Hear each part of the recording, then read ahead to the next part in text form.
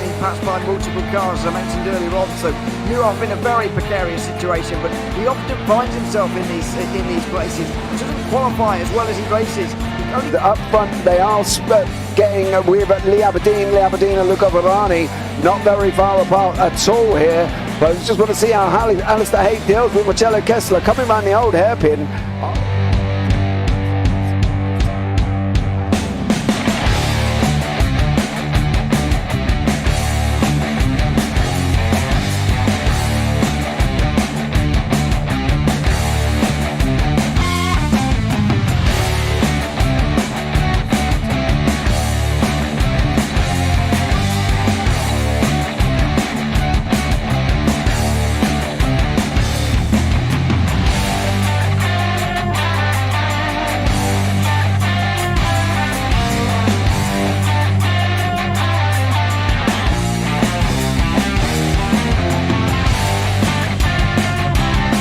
I would say it's not the best decision they've ever made, just not having done that under the safety car, really. Yeah, they're taking their pit stop strategies from Ferrari lately or something. What's going on? In turn one, just too much gas on them, too much feet on the down pedal, and unfortunately he's dropped him all the way down the order. But Philip Hammer is out in front by an 8.91 seconds.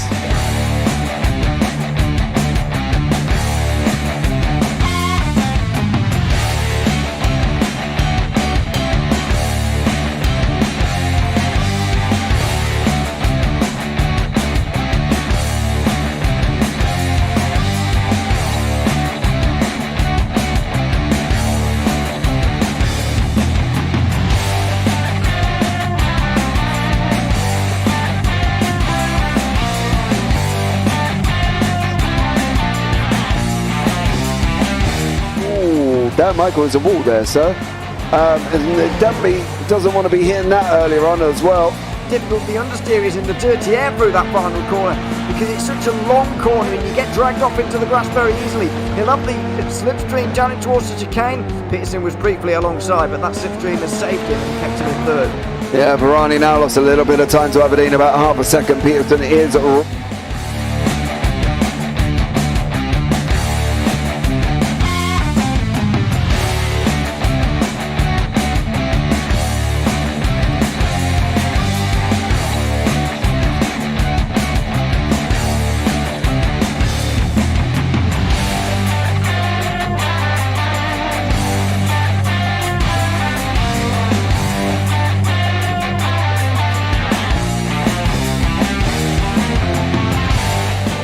Pike's pushed Morton forward up ahead. He's got out of line. Is now Pike going to have a go at Werrell? Don't push him off. He's in the championship fight. Jack Werrell chasing down Carl Jacklin. Further down, Rob Williams and Chris Barnes. Sensational run outside line now though for the heavy braking zone. Around the outside goes the Audi R8. Look how much Miller's caught back into play. Exactly. Miller's still start trouble. He's left on second and change. All of a sudden, Miller's back in play.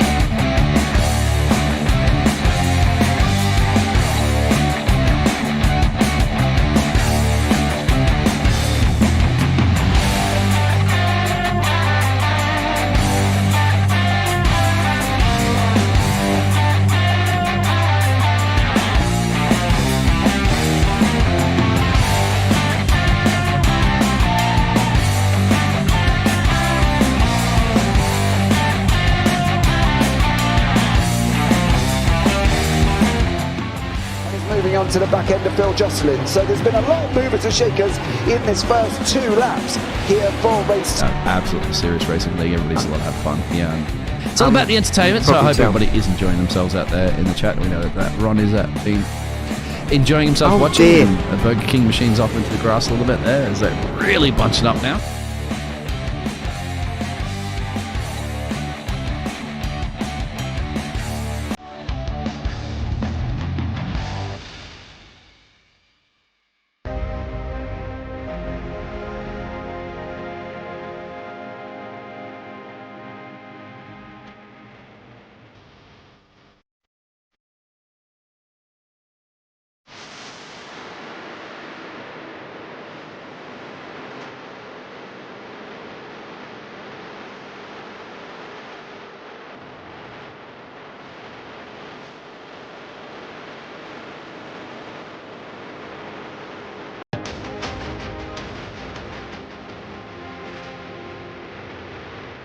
Coming down, does he have it? He's going to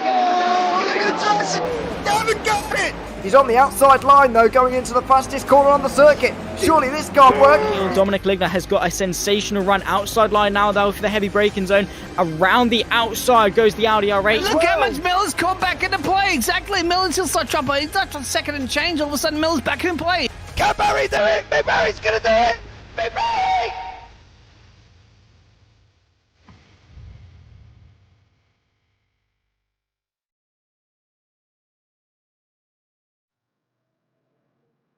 Good evening, ladies and gentlemen. It is Wednesday night. It is the JPB GT4 Championship Season 2, Round 6, live from Magny. I am James Parfitt. I'm going to be joined in the booth by once more Mr. Alex Goldschmidt is going to be joining me here in a very short while, but we can have a look at the standings here currently at the moment in the AMS. It is Chris Barnes out in front, leading the way there on 311 points with Danny Weston in second, with Torno Oromets in third. Then you've got Mike Pierce in fourth, who has returned this week, Rob Williams in fifth, Stuart Rice sixth, Stephen Millis in seventh, Richard White in 8th, and then you've got Chris Evans and Rachel Hoff in 9th and 10th. Then Ryan Taylor, Stuart Gibbons, Jason Haddington, Damien Hurst, and then we've got Callum Milam at the bottom. In the team standings for the AMS, it is Triple P Racing AMG, Triple P Racing AMR, your top two, and then Team Zilla Racing on 291 with Bonsai, Triple P Racing AMC, and Air Smart Racing 2. In the pro standings at the moment, it is Richard Simnor out in front from the AI Race Summaries.com Tracy team on 334. Then Mikey Pollard, his teammate, on 318. Stein Wienman in second on 305 with Deck Craver in fourth. Arnaud Chagnonier in fifth, and then Tim Perry, Tom Weston, Ian Manners, Chris Needham and Andy Jones round out the top 10. Gavin Petty, Paddy Faulkner, Adam Hedgecott, Jordan Malcolm and Teague Ashburn are your top 15. In the team standings, as expected, AIRaceSummaries.com Tracy team are out in front on 652 points. Then you've got the Jesse team on 483, Air Smart Racing on 367, Altitude Esports on 328, Plate Designs on 238. Then you've got the Lucy of the AI Race Summaries in 6th, and then Performance Link Esports in 7th. Then PDR and 19MX Raps Racing at the bottom. But it is Magny Cours set in France, not everybody's favourite circuit. Definitely not one that I like. And don't forget, guys, tonight is sponsored by simracingcommunity.com. You can go and check them out on the link in the description below as well. Welcome in, Ria. Welcome in, Phil. And welcome along to everybody else that has joined us in the background. But let's bring one, the only, the mythical creature, the formidable, the infamous, famous Mr. Alex Goldschmidt into the booth. Alex, welcome in. Thank you very much for the wonderful superlative-laden introduction there, Mr. Parfitt. Good evening. No worries. Good afternoon. Good morning, everybody. Yeah, Manicure. 4.4 kilometres. Plenty of overtaking opportunities here, and plenty of opportunities here, James, to really stretch the legs and put the hammer down here at this circuit. You know, there's going to be... We have again, and this is a discussion that we've had, I think, before every single broadcast, that it has been a Porsche meritocracy because the teams put the work in. And what was the discussion that we had? We said, well, if you don't like it, work harder. And that's what some of the teams have got to do here. You know, we're at the halfway, we're over halfway. And then things get a little bit trickier as we come towards the end of the season, as qualifying's now underway. Air temperature 25 degrees, track temperature a smidgen under 27. But you know what? I mean, we had some great races last time out at Brands Hatch, didn't we? We did, yes, absolutely there as well. Ria, Alex is a tad loud, apparently. Oh, I've turned him down just a little bit because he can be quite booming at times, can R1 and Mr. Only Goldschmidt here. Now, we're going back into this battle, right? We're talking about these Porsches and we're talking about the domination of the AI race summaries, Tracy team, Jesse team, Lucy team, all the others as well. Now, the thing is, at this time, right, we talk, and these guys do put up their own practice session. They obviously use the official practice session that goes up as well. And as you say, if they're going to put the work in every single week, they're going to reap the benefits. And that's the thing, isn't it? That if anybody comes out and says, well, it's all this, it's all them, and it's all that, well, that's because they are working hard. And I think that's the thing. They take this championship seriously. They want to win the championship, which is clearly visible as well. And they're putting the work in all at the same time. So, in hindsight, can other teams moan about the domination of the AO race summaries, or do you sit back and think, well, not being rude, but you should be out on track practicing a little bit more? Yeah, that's the thing. I mean, we know that consistency wins a championship, and you've got to put the hard work in respectively to do so. And that is what a lot of these drivers have done. Good to see back from his hollybobs, Mr. Mikey Pierce. After sunning himself last week and having a Cerveza in hand, he's back out on track. You know, we've got pretty much a 2021 car grid at the moment. So we're just waiting for the first few benchmarks to come in. And this is what I really am looking forward to, an opportunity where we are going to see, the Porsche, as I said earlier on, has got the meritocracy. We've both said that multiple times this season. But you look at the strength of the Merc in a straight line, that's going to have a lot of waft behind it. The BMW could also come into its own. I mean, Derek Crowther and Tano Odomet showed the speed of the BMWs last time out at Brands Hatch, but it's a very different circuit configuration we've got here. We've got a lot of point, squirt, heavy braking zone.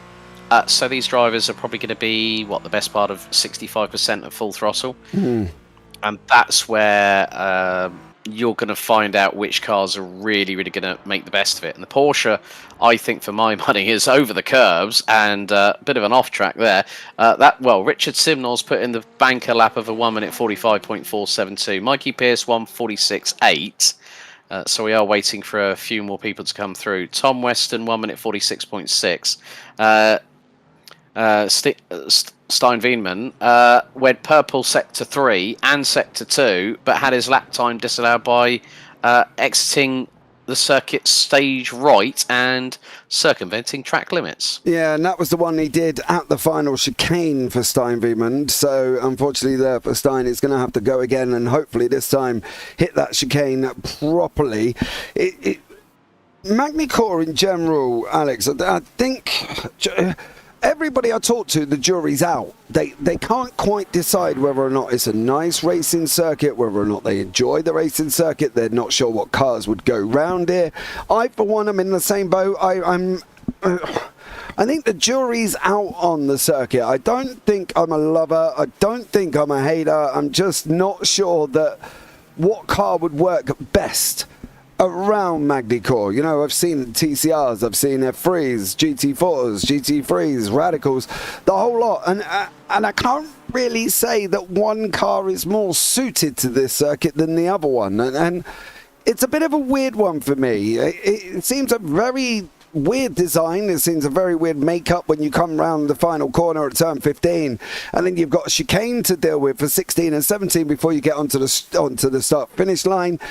You know, it's not everybody's cup of tea, and I think that's what's going to make tonight quite interesting, because I know that drivers keep it on track. There you go.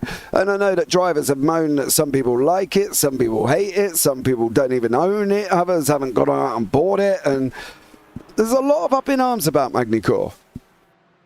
It's a Marmite circuit, and a lot of people, if they sit on the fence, they'll get splinters in the backside.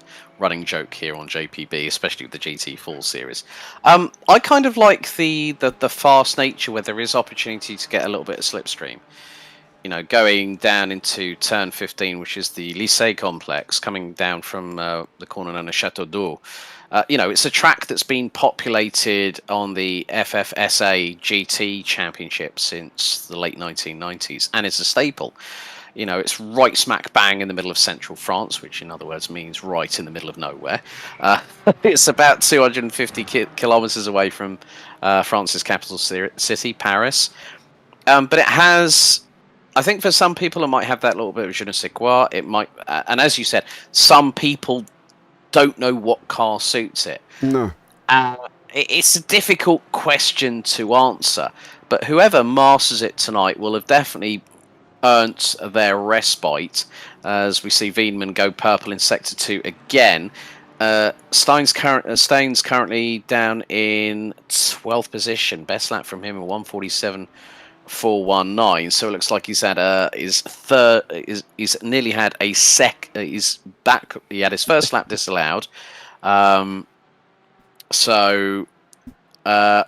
Faulkner is not doing too shabby either. Gavin Petty is looking pretty good in the number 32 Merc. He's about 7.5 tenths of a second as Richard Simnor goes again. Wienman across the line, 0.13 between him and Simnor, so 1:44.9 for Simnor, 1:45.042, so about a tenth and a bit between the two cars. Derek Crowther now goes up into P7. Mikey Pierce is leading the AMS in terms of positioning, but Christopher Evans has just gone second in the AMS in the number 12 car by 2/100ths. Now Automets, and it changes again. Barnsley goes up to 8th. It's just changing all the time, and this is what we're going to see in the next 2 minutes and change of the circuit rapidly evolving. So there are going to be numerous cars that we will see. We said about the meritocracy, it's a top 3. Oh, Derek Crowther's just had a big old moment. So I don't know whether, and he's just returned to garage on that. So the number 167, we're going to be on board with him now. So he's going to turn into, he's just gone straight on and outbraked himself. Yeah, pretty much, unfortunately for Derek Crowther there. Chris Barnes does take the lead in the AMS, puts it in 8th place overall. No times on the board for Jason Hannington and Richard White. I know Jace wasn't sure if he was going to make tonight due to work commitments, and he's just obviously not been long back from holiday. Torno Oromets in the BMW, sitting 3rd in the AMS, just behind Mike Pierce by about 1/10, give or take, here once more. Paddy Faulkner, as you say, doing a great job in that Aston Martin, but he has sandwiched between the Merc of Gavin Petty and the Mercedes of Michael Seal. Now, Michael Seal's obviously joined the series and have a go at the last 6 races here, so great job for Mikey and welcome in here, and he's doing a stellar job in that Pro class, of course. Tied up with Tom Weston in the Performance Link Esports, Weston in the Porsche.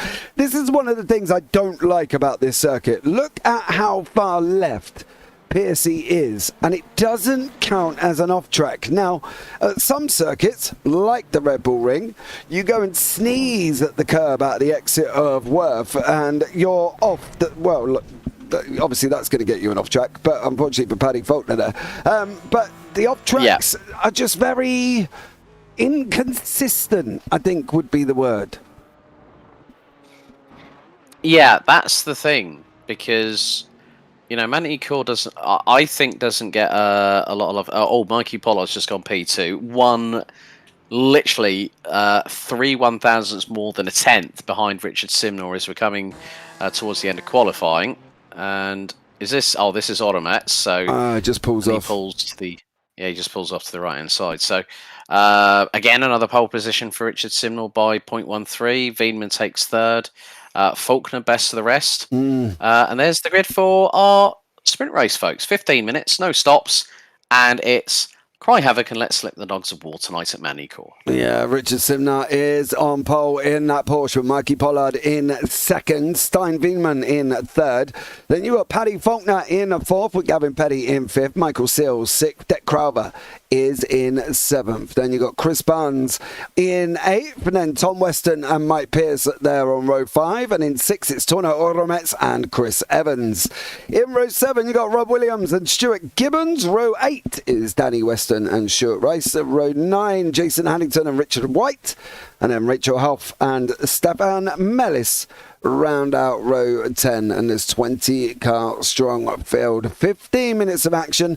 They will go through a pace lap as well, so there will be a pace lap for these drivers here, and no pit stops, Alex. Okay, so this sets the grid for the feature, and we always find that sometimes it's almost a rush, isn't it, for these drivers, I suppose, to try and get as high up the field as they possibly can. It is, because you know for a fact that we always see that the first race dictates what's going to happen in race 2, but then again the strategy rears its ugly head. You know, they've got to do a mandatory pit stop. All cars are set at 50% fuel levels, so there is no way on God's green earth that anybody, especially at this circuit, which I think, if I remember correctly, has the most amount of straights this season. So we're going to see a lot of drivers at full throttle. You're going to see a lot of slipstreaming. You are going to see people doing the old Danny Rick, licking the stamp and sending it from quite a way back. But yeah, the first race dictates what happens in race 2. But everyone seems to be like, oh, I got to get through lap 1. And then they make a hash of it, and it just goes completely Pete Tong, and then they wonder why they're 20th on the grid for the following race because they made a pig zero turn 1, for instance, or somebody collects them. So the second race is where we see a cleaner start and we see a cleaner cut laps, but then we always see the strategy calls, where that we'll be talking about a little bit later on. But I'm interested to see what Simnor does, because what did we see at Brands Hatch the first race? He held them back, bolted. The second race, he went to bolt, then put the brakes on. So here at Magny Cours, it's a very, very short run to the left-hander heading into Grand Cours, which is T1. So it's about what Simnor does and how Pollard, Veman... I'll be interested to see what Faulkner, Petty and Seal, who round out the top 6, how they respond to what the top three, all Porsches, do on the start. Yeah, I think it's going to be whoever can stay closest to Richard Simnor on pole position, I think, as well. Interesting to see what strategy he's going to bring in this week, whether or not he's going to bolt early. Me, personally, on that run all the way down from 14 to 15, I would have the field backed up there, and as soon as I can get my line out of that chicane, I am off. I would back them up, take the line out of the chicane and bolt, and let them all try and fight it through the chicane and play catch up. Now that's just me. Obviously, as you know, I don't drive ever. But that's exactly what I would do. I would just back them up, and then bolt on the chicane and let them deal with it after that. But of course, I'm not in pole position, Alex. You're not in pole position. But we are in the best seat of the house to sit and watch this racing. We definitely are, because we are literally just a few corners away, folks, from getting underway. They're going through into Chateau d'Or, which is basically Water Castle, translated from French to English. Yes, I am showing off my linguistic skills again. I can't get my words out right, even though I can translate stuff. I was going to say, you could talk in It's going to be a long night. It's going to be a long night. Talk in French, you give you a translation, but as for English, he ain't put his denture cream on his dentures this evening. I need to put my Fixodent on again, mate. Oh, I used to love the Fixodent adverts when I was a kid, mate. I tell you, they were so funny. And it always takes you back when you see videos of, Fixodent, Aquafresh, and then the red car, the Milky Way as well. Hello, Austin. Hi, JP. Sorry, I'm late. I got iRacing because, and there he goes. He's bolted. He did exactly what we said. He backed him up. As soon as he could take his line through that chicane, he has gone. Simnor has gone out in front with a 1 second gap already over Pollard. Yeah, there's Richard White, I think. Yep. Yeah. He's just rejoined. As Danny Weston and Stuart Gibbons are at it like a pair of petulant children battling over the last swing in the playground. As Christopher Evans battling away with Jason Haddington. So, yeah, I mean, again, Simnor just timed that to absolute perfection. And I am only going to mention it once in the broadcast. He probably found that magic pebble and it was through the chicane again. Yeah, absolutely, and that's the thing. He did what I was expecting. He basically backed him up until the chicane, said, thank you very much, I'm off. Mikey Pierce is tucked up behind Barnes now, and this is the battle for the AM Championship here with Chris Barnes and Mikey Pierce. Williams is also sitting in the mix as well. He's got to try and get hold of Torno Oromets. They're close in the championship once more as well in the AM standings with Mikey Pierce 263 on Williams. Haddington's off. Williams is off. Williams is off as well. We saw that live on the screen there, and I think Jason Haddington didn't do near enough do the same thing as Williams, I believe. And there it goes, Jason Haddington. Oh. And he was lucky to keep that. He was lucky to keep that out of the barriers. And Williams there as well on that run through. Unfortunately, it carried too much speed, never going to stop the car and spins out the way. So unfortunately for Williams, that's dropped him all the way down in 17th place with Mikey Seal and Deck Crowder fighting out with Gavin Petty, Mike Pierce, Tom Weston. Gainers and losers currently on your left-hand side. You can see there as well that they have Mikey Seal, Crowder's up 1, Petty's down 2, Piercy's up 1, and then the biggest gainers so far, Danny Weston and Stefan Mellis. Alex up 4 places. It's going to be an interesting one on how this prevails now for these guys, because obviously the grid setting the grid for the feature race, so they're going to have to try and work their way through. It reminds me of a 15-minute sprint officials where everybody tries to get through the front. The difference is we don't quite have the calamity and the carnage of an official. Yeah, like the comment from Rhea. Yeah, they were so funny as a kid to James. Now they're just relevant. Well put. Oh, nice move here. Now that was Petty battling away with Crowder. They're banging each other's doors in at the moment. Figuratively, not literally, but they're side by side, wheel to wheel for the briefest of moments. Petty keeps ahead of the BMW as they're now making their way into the chicane before the Nurburgring chicane before 180. And it's nice that there are actually some circuit-related corners on this track. Like turn 2, the sweeping right-hander is Estoril. Yes. You know, it's great that they actually had some common sense to not put multiple corner names in French, like Paul Ricard. The less said about that circuit. I'm not a big fan of Paul Ricard, to be completely honest with you. And that just, I mean, you just look here. Piercy's just he's swarming all over the back bumper of Chris Barnes at the moment. And they are about 4 and a bit tenths of a second apart. They're heading down in towards turn 15, the Complexe du Lycée, before the chicane. And, you know, it's hard on the brakes. You've got to turn the car in. You've got to really commit to that corner. You can run it a little bit wide, but then you just got to watch the sausage curbs through the chicane. And Piercy's got a great run down the start-finish straight, heading into T1. He's going to look for the inside move, and he's up the inside. He's got through. That's a great one by Piercy, but Barnes straight back at him into Estoril at turn 2, and the Merc had the measure of the Porker right there. Yeah, definitely did there as well. And in the background, you've just seen Torno Oromets go and put it into the wall, coming out in that final chicane. He has here as well, unfortunately for Torno. Barnesy and Piercy fighting out in the championship for the AMS. Simnar Pollard out in front at the moment, but Piercy's on the right. We've seen him have a couple of troubles with that corner. Not this time. It was Barnes who had the trouble.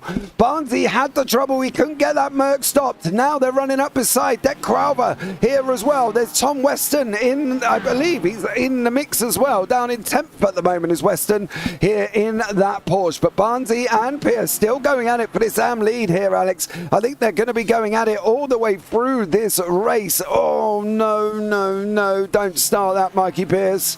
I know that's not your fault, dear sir, but Chris Barnes there is going to have a big old trouble trying to see where Piercy is.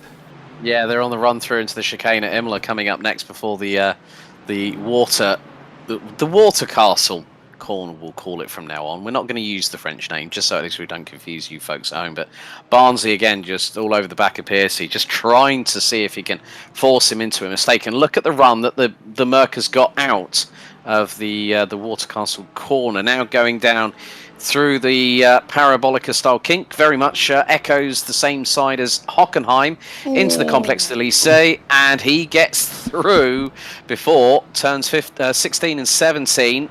but he nearly got a bit of a tank slapper coming out of the chicane, and that's put Piercy right on his back bumper. Weston waiting, in the Tom Weston and Danny Weston nearly line astern. They're about half a second apart at the moment. 11th and 12th respectively overall. So a really, really good battle showcased here by Barnsley and Piercy at the moment for the lead in the AMS. Yeah, Michael Seal here in 5th place, battling away with Gavin Petty. Petty's down 1-2 Mercedes together. Do love the yellow or the green of Gavin Petty's. I'm not quite sure. It's more of a luminous colour than anything else, but it does look absolutely amazing there. Now, the interesting thing about Danny and Tom Weston, if you remember last week at Brands Hatch, they were very close on track. They were very close on the circuit, and we did comment about how if they were to hit each other, what it would be like in the Weston household at Christmas.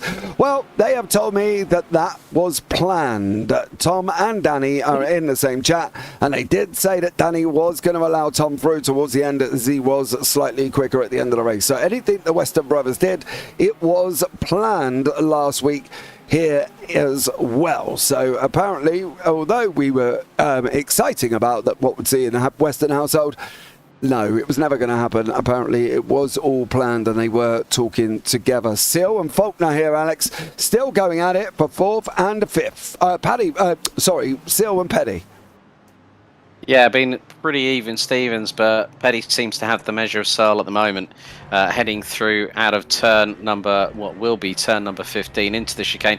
You can just see the amount of damper rate that the car's showcasing on the left-hand side when you come through that second part of the chicane at turn number 17, but going through into turn 1, Grand Courbe, and then into Estoril. Oh, that's great there. Well, I mean, Seal just went a bit too deep into turn 2, and Petty was there and just made it work absolutely handsomely there. So that's Gavin Petty up to P5 ahead of Michael Searle, but Searle's coming back at him down this long run through the right-hand kink at Gulf and into Adelaide. And Petty keeps it tight on the racing line. Searle looking for the undercut. Can't get through. About a car length between them on the run down through the Nurburgring chicane very shortly. And Searle Petty just trying to keep out of the way, so to speak, through the Nurburgring. Look at the amount of sausage curb that Michael Searle just took. Oh, it's caught him out. It's caught him out into 180. Michael Searle just absolutely launched it. I mean, the ferocity of the impact through the Nurburgring chicane just slowed him down and cost him all that momentum.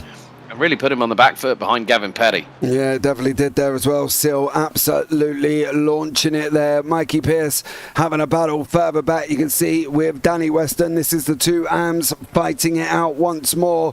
Here, Danny Weston in that Merc. Michael Seal in that Porsche. And it is Danny Weston leading Mikey Pearce here by nearly 25 points at the moment. So for Pearce, he has got to try and get on with it a little bit. Maybe not. Maybe not get on with it that much. The drop weeks will be applied after this week as well, so we'll have a better understanding of where everybody else is in conjunction. Tom Weston. Did you see that? He was right up the back exhaust pipe with Chris Barnes going through into T1, now into the right-hand sort of sweeper hairpin.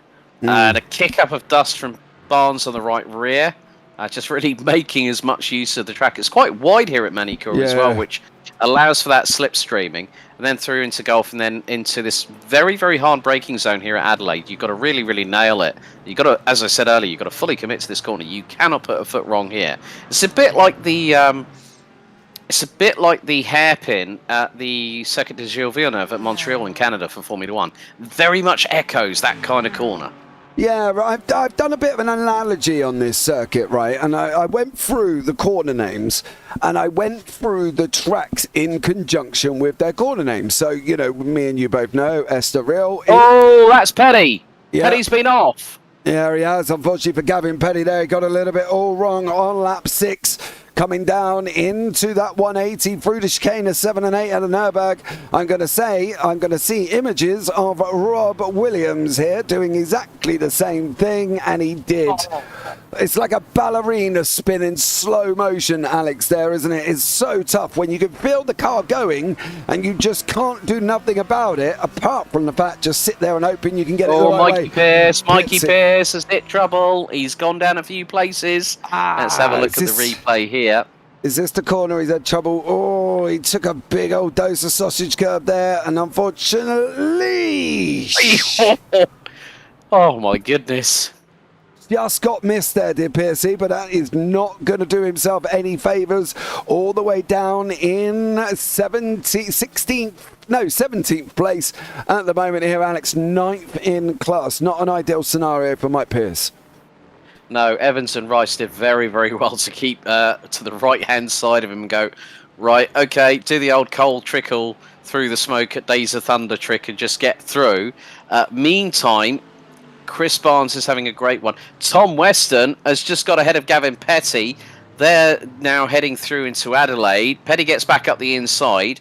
Now, bearing in mind, folks, that this might be for 7th, 8th and 9th overall, but if I remember correctly, Petty is in the pros. Weston is in the... Is Tom Weston in the pros as well? Yeah, Weston, they've both got green banners on their cars. So the pros are green. Obviously, the AMs are orange. So they're actually battling over 7th position in the pro class, so it's pretty nip and tuck. I mean, Gavin Petty, all that hard work he did getting past Michael Seal earlier on in the race, and then he just drops a bit of a clanger, and that can happen here. You know, as I said, it's a lot of point and squirt. You've got a lot of chicanes to deal with, and then when he had that Robert Williams moment earlier on, he then lost all that hard work. So now he's just sort of like trying to do a bit of damage limitation. But look at how close Weston is. They're coming down towards turn number 15. Is Weston going to look to the inside? He thought better of it on that particular occasion. So we have 2.5 minutes on the timer remaining. Oh, Petty disappeared there as well. Come out right in front of Weston here. There's going to be one and one more. What's Weston in that Performance Link Esports Porsche? What is he going to be able to do over the Gavin Petty PDR Mercedes? Is he going to be able to get through as they're coming round this 180 now? And then on that run all the way down from the Estoril, down in through Gulf and coming into Adelaide. So we'll keep an eye on this battle. You can see that front battle as well, Alex. That's come down from over a second down to just over 4/10. So a great battle developing up the front here. Yeah, Mikey Pollard about half a second behind Richard Simnor, who did the double last time out at Brands Hatch. And the last lap between them, they were pretty much equal on pace. Pollard was quicker by about 62 thousandths of a second, and 1 minute 45.265 for Simnor. Pollard 45.203. So the times are very, very reflective. And in the meantime, Veenman also pretty much matching them with pace, a 45.255 for the Flying Dutchman in the 66. So again, it's going to be, you know, the right now Derek Crowther has put his Beamer up to fifth place. He's just got past Michael Searle. Searle's battling with him. They're going into the Water Castle corner, and Seal's going to get the undercut on the run down to Complex de Lycée. But what is Neil going to do round? Don't tell me you're going to place it there. That's brave. That's brazen. And is he going to launch it up the inside? Crowther cuts him off. Seal uses the curbing into the chicane.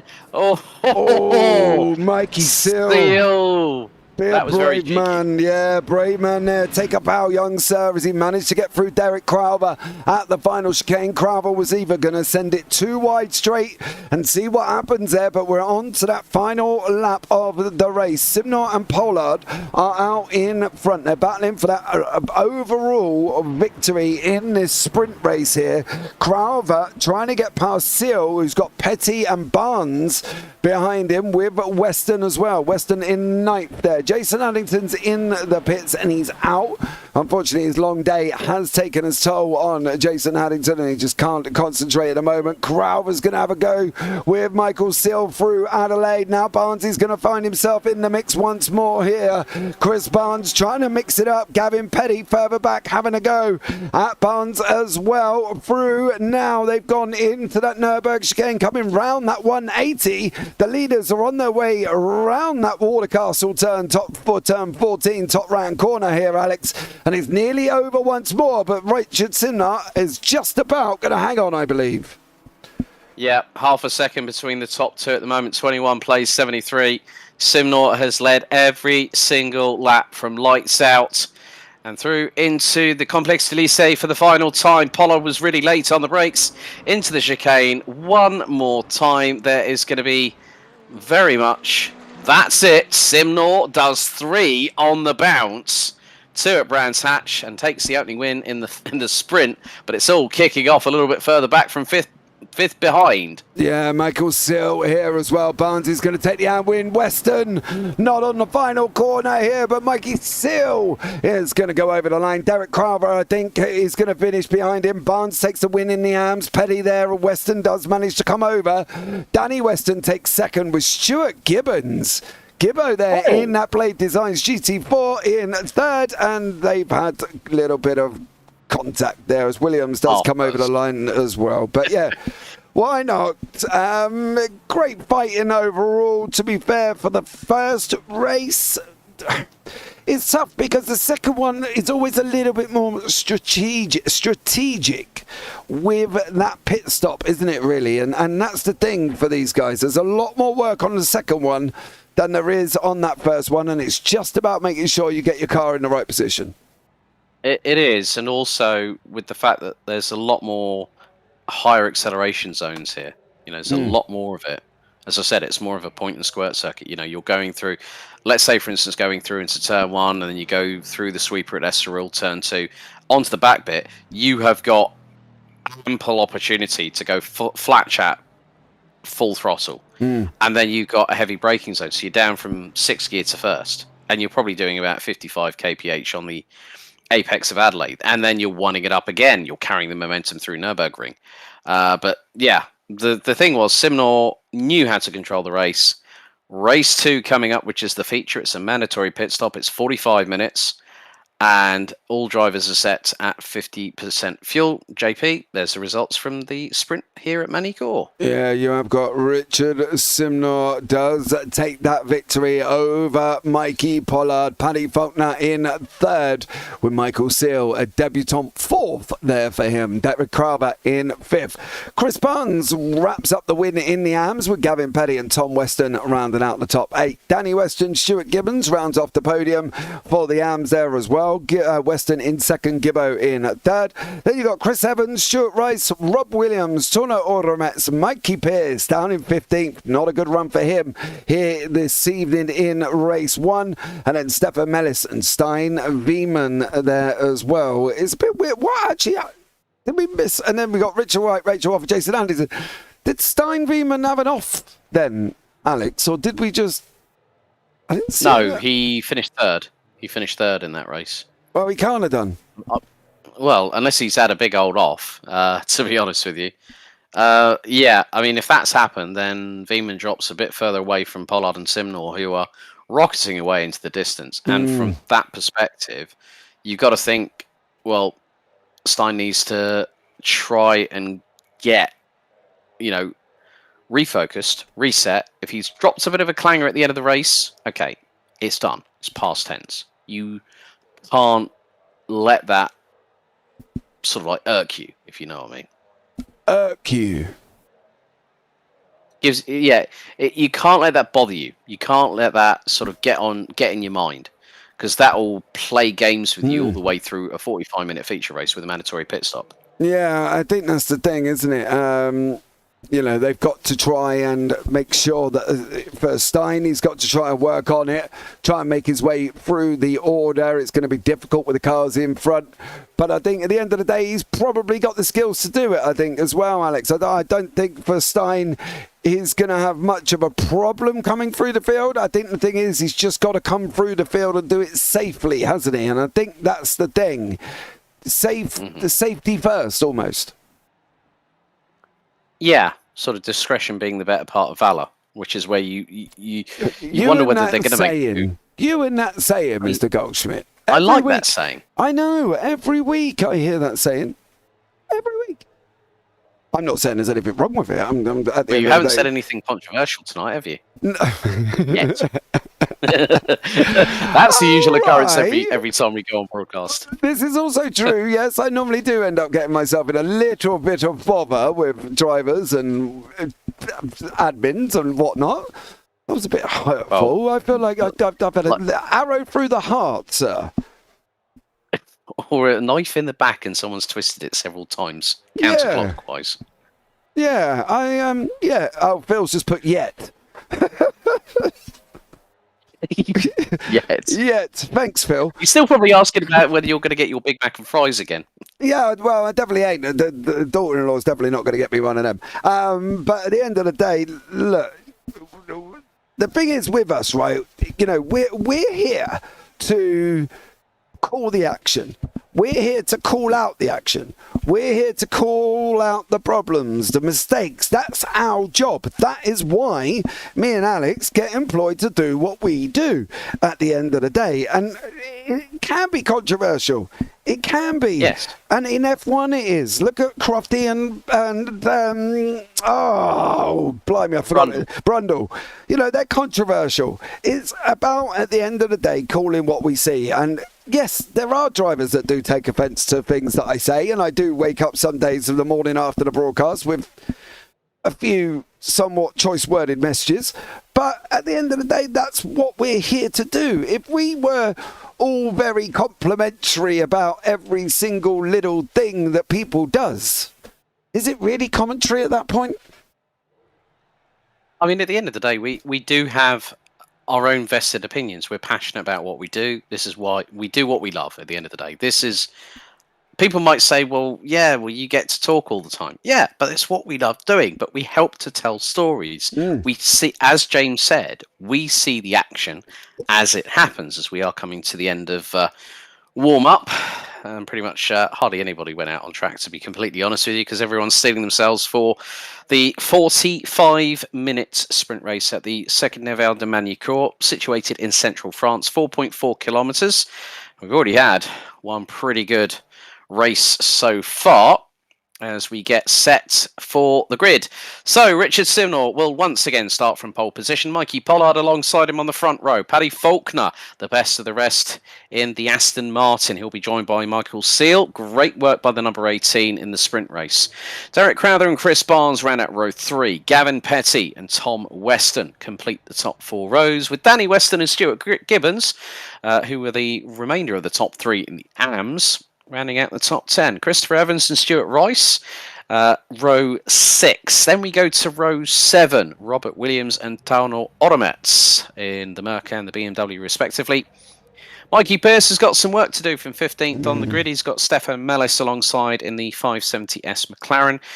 Veenman, well, he starts all the way down in 17th position, but wait for the number 66 from the Netherlands to scythe his way through the field ahead. Richard White, Rachel Hoff and Jason Haddington set to take the final of the 20 places on the grid. Not too sure if Jason Haddington has been able to make it on the server, as the pace car now pulls away from Simnor, Pollard et al. And James, we saw earlier on that Richard did his old bolting trick. Do you think? I think Lightning's going to possibly strike twice, or could he decide to do what he did at Brands Hatch last week, which is effectively backing everybody up and then hitting the accelerator, braking, and then bolts? I would. Well, in an ideal scenario, we don't want any more of the braking, bolting, braking scenario, because it did cause a little bit of a hoorah at the back of the field there as well. It was almost like that Bottas incident down the F1 straight where Grosjean went straight into somebody because they'd already bolted and braked.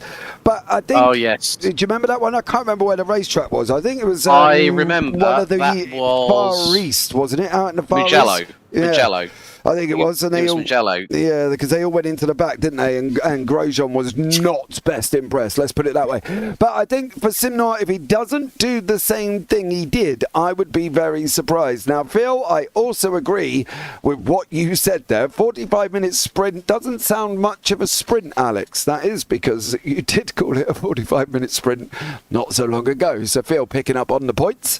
And again, Signals were human, Phil. It's been a long night, Phil. It's been a long. Look, we've had problems saying words. We've had denture issues. What else next is going to be on that list, James? I don't know. I don't know. I'll have to run to the loo in a minute because you know old people can't handle for longer than an hour, if that. So you know what I mean. It's going to be a bit of a problem. Hey, stop sipping. Hey, stop sipping on your water bottle, then. Hey. I've got to do that. You know what I mean? My voice hasn't exactly been the best over the last week or so, so I've had to try and cool it down somehow. Simnor, he should do the same thing again, Alex, to be blatantly honest. If he doesn't, well, I would be very surprised. Honestly, same thing. Back him up coming out the Chateau down into Liche, back him right up, and then bolt at the chicane, which is what he did last time. So, Ria, Alex appreciates my jokes. Yes, well, someone has to, I suppose, on that one. Thank you very much. Poor Ria. I thought it was very, very factual what we were talking about old school adverts that are no longer in existence. It was just digging at my age again, wasn't it? You know what I mean? I don't know where I'm going. You're older than me. Aren't you? Yeah, I am. Yeah. Not by much, though. Well, something's better than nothing. So there we go. I'm happy about that. Because normally I'm the oldest man in the room, but between you and Biggles, I'm not the oldest man in the room, so I'm quite happy about that. But look, at the end of the day, it's the way it is, the way it's going to go, and Simnor should back them all up and then bolt at the chicane. Yep, so they've just come out of the Water Castle corner, aka Chateau d'Eau, and heading into the Complexe de Lycée.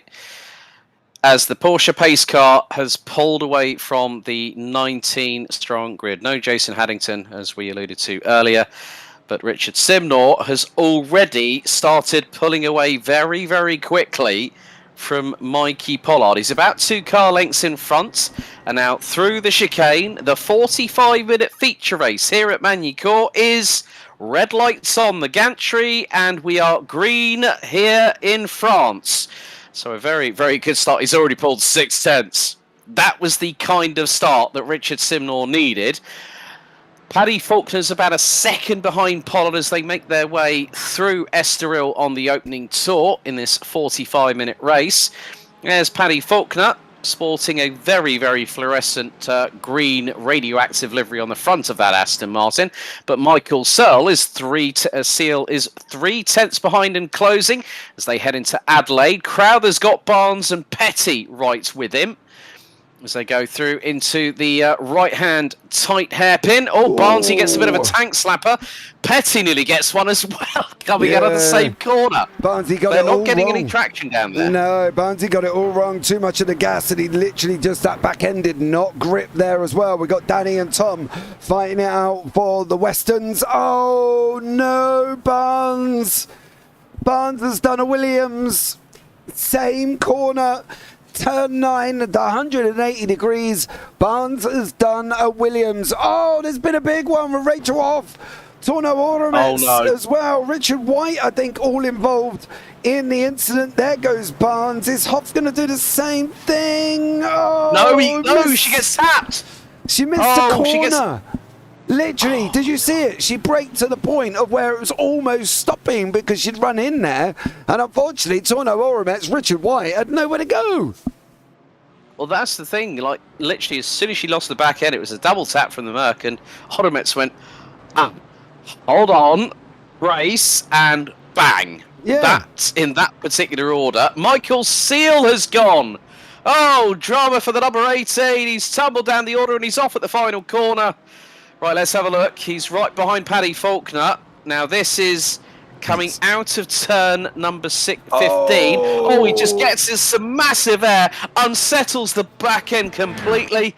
And Seal is 180 the wrong way out of the final chicane onto the start-finish straight. That was some rear-end hang time right there for the number 18 Merc. Yeah, he definitely did. He caught that curveball wrong. He didn't get 2 wheels on it.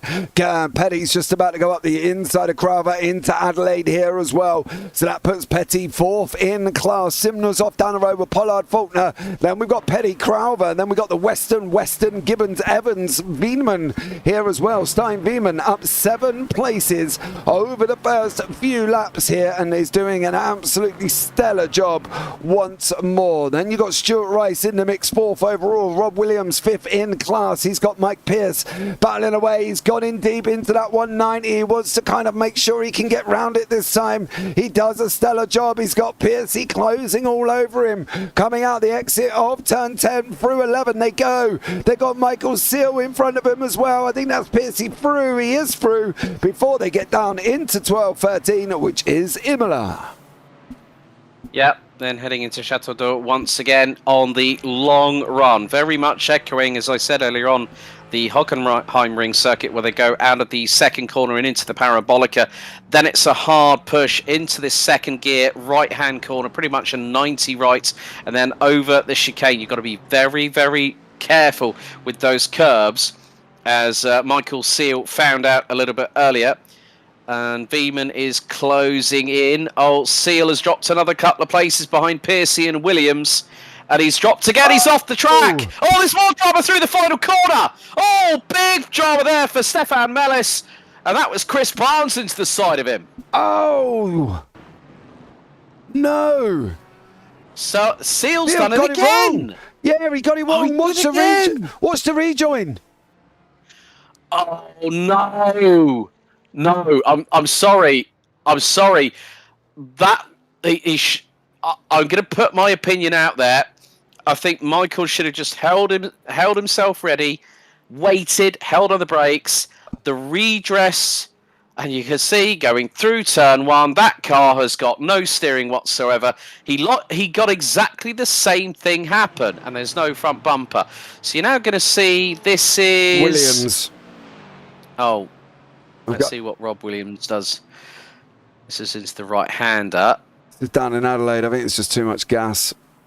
Yeah, it gets a little bit slidey on there as well. Computer's picked up that he has had a bit of an issue. I think me and you, youngster, may need to have a chat about a rejoin situation after that race there. As well, it was a little bit not cricket, shall we say, which is the words right out of my mouth there. Yeah, it's just not cricket that you rejoin a track in that way. So for Michael Seal, first race, did a stellar job in race 1. I'll give him a little bit of a minute after the race to see what comes out. But yeah, that's not going to be an ideal scenario. Stein-Wiemann's just about to shoot up the inside of Stuart Gibbons, sorry. They're in that Blade Designs Merc. So Gibbons loses the place to Stein-Wiemann, Alex.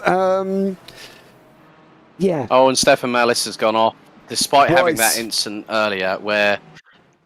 Yeah.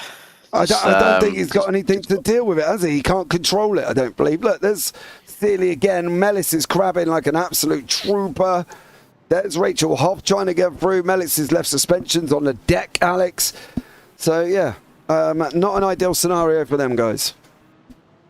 No, I mean, the thing was is that Mellis got caught up as an unwilling participant. You know, just got caught in the crossfire completely. Because, again, through that final chicane, Seal got exactly the same airtime. And it was just, you make a rejoin like that. It was unfortunate, but he should have held the brakes. Then that wouldn't have taken out Chris Barnes. It wouldn't have caught out Stefan Mellis as a direct result, because he went avoiding and then got caught up in it all. It just goes to show that, and Stefan Mellis is now in the pits. As you said, his left front suspension was on the deck, so no steering, no suspension travel, and a car that was very, very uncompliant. So, folks, in 7 minutes out of 45, someone's waved their magic wand and caused chaos here in central France. Yeah, I think that's... It wasn't Harry Potter. No, it definitely wasn't, but I think that's going to be a conversation at the end of the day, because obviously that rejoin was somewhat on the side of the terrible. I'm not going to lie there for Michael Seal. Should have held on, waited, read his relative and waited for the guys to come past. Chris Evans is trying to get away from Stuart Rice. Unfortunately for Evans, he makes a mistake at 190. That's going to allow Rice to go through. Stuart Rice does gain a place with the ever-looming Michael Pearce here behind him as well. For Pearcey, that's going to be a godsend that Barnes is where he is at the moment. Barnes was in front of him and is in front of him in the driver's standing. So everybody in front of Chris Barnes is going to gain points over their leader, as Pearcey looks like he's just about to go up the inside here of Stuart Rice. Not this time around though, Alex, but great battling nevertheless on their way down into that Nurburgring chicane. Yeah, line of stern between the two Aston Martins and the Porsche just behind. So I'm really looking forward to seeing how this battle evolves over the course of the next, let's say, 15, 20 minutes. Because that's Pearcey up the inside of Stuart Rice there for position. So that puts him up 4 places from having started 15th on the grid. Rachel Hoff is in the pits again. Don't know if she's had more dramas as well. She's already had one. I think, well, Stefan Mellis was in the pits for 37 seconds. Rachel's been in there for now nearly 40. Barnsley was in there for nearly 60 seconds after that big drama. And then Michael Seal was in there for about 8 seconds. So probably at about the 25, 30 minute mark, I would probably say, is when we're going to see the pit stops. But of course, the other thing about this circuit, I mentioned that there's at 65% full throttle for pretty much the majority of this 4.4 kilometre circuit here in Magny Cours. The fuel is going to be an issue. If you can stay behind somebody, work with them, and try and sip 0.2, 0.3 of a litre, that could help you in gaining a lap on the opposition and getting a good undercut. Yeah, it definitely can. Now, that's an interesting question there from Phil. Could they pit, repair, and have enough fuel to the end of the race? So Barnsley pitted back along as well. So he's pitted, he says lap 3, so that was only 2.5 laps. Rice that was and Pearce. Very, very close indeed. Stuart Rice was chancing fate right there and has gotten ahead of Mikey Pearce. So Pearce is a little bit on the back foot. I think Stuart Rice caught him under. Well, no, it's Christopher Evans actually. Yeah, I think Rice was the one, the attacking one, Alex, and I think Evans was the man in front. So I think they got a little bit close, and I think Evans did manage to get through as well. But Stein Veman has cleared off through Danny Weston. He's now got the other Weston in Tom Weston in front of him before he goes into Deck Crowther, Gavin Petty, and Paddy Faulkner, who is locked nicely in with Gavin Petty there as well.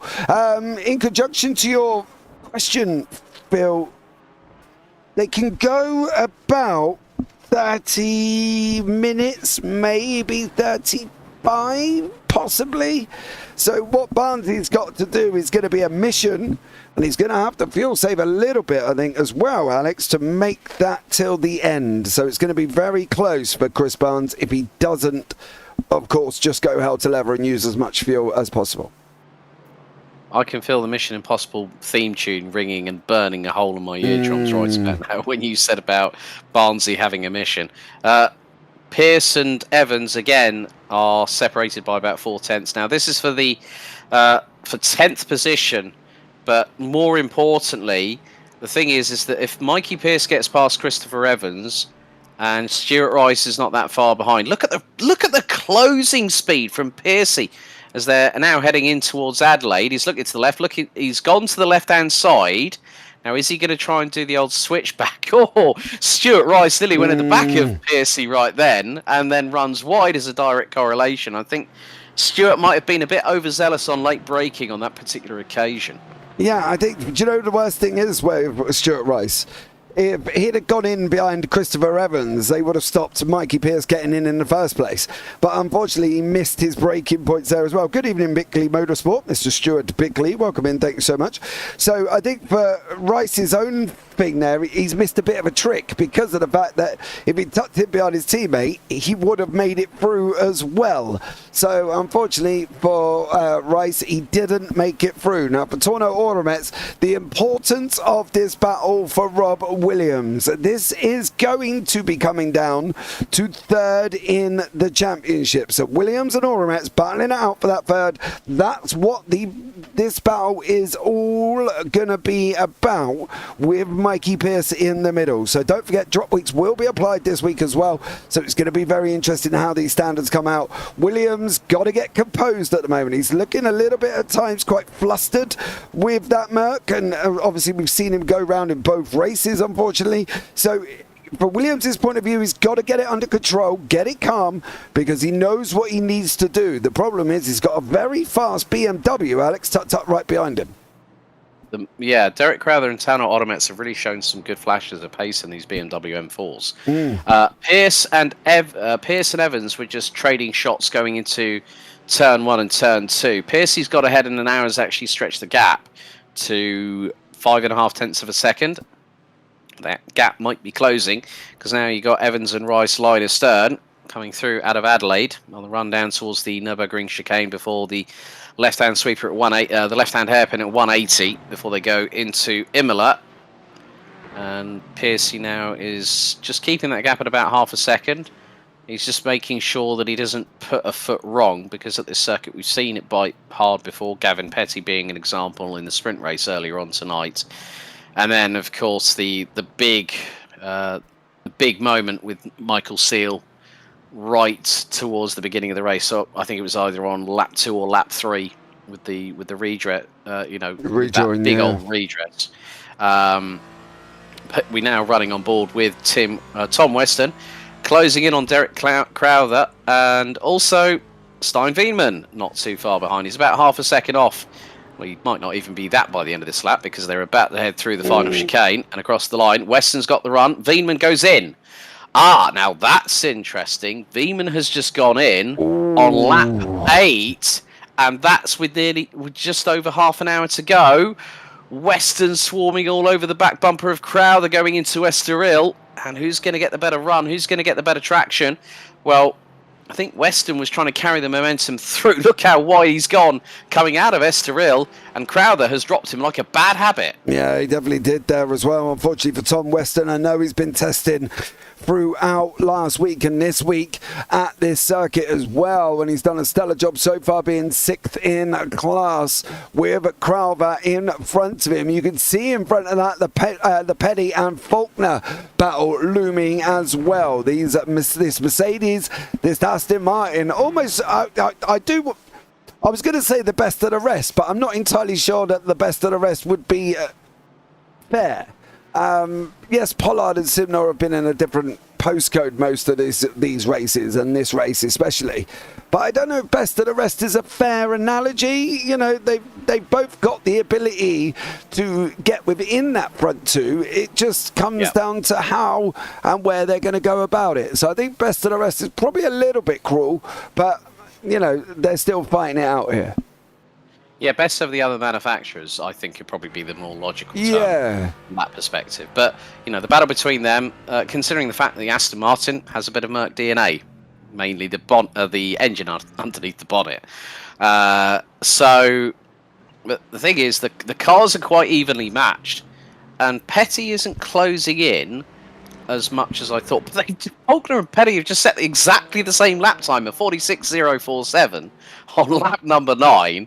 So, as I said, they were evenly matched. I didn't realise at that point they were going to set exactly the same blooming lap time at that point, James. It's just like, hang on, it's just the fate of circumstance. But you can see that Faulkner, that Aston Martin, seems to be a little bit more settled, because coming out of Estoril, Faulkner was able to turn that car in. Petty was struggling possibly a little bit.